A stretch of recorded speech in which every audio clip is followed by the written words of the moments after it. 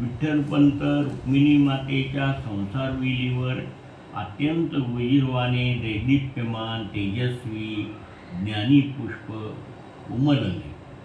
निवृत्तीज्ञान ज्ञानदेव सोपानदेव मुक्तामाय कशी बागडत होती बरं सिद्धपीठावर.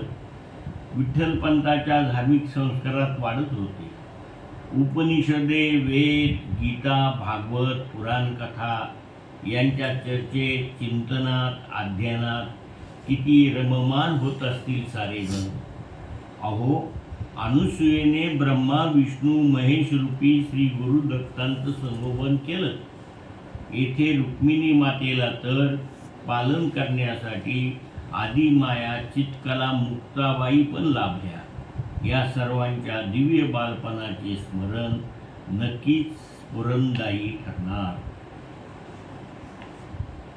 जीवन आनंदी झाले, जीवन आनंदी झाले. सिद्ध बेटी गोकुळ अवतरले, जीवन आनंदी झाले.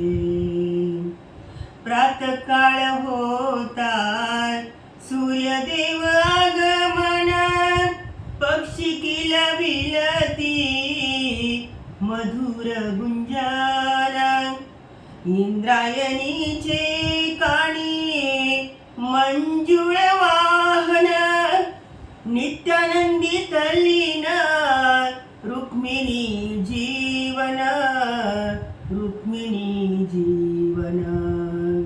जीवन आनंदी झाले. संसार वेली निवृत्ती पहिलं पुष्प, सदाशिव अवतार नाथपंथी साक्ष. मोगऱ्याच्या सुगंधाने भरतो आनंदा, इति ज्ञानेश्वर ज्ञान मकरंद, ज्ञान मकरंद. जीवन आनंदी झाले. सोपानदेव रूपे येती ब्रह्मदेव, जगज्जननी अवतार बाला मुक्तामाय.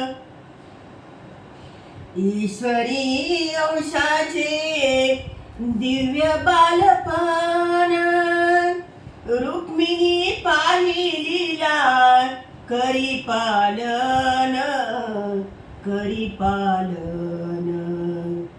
जीवन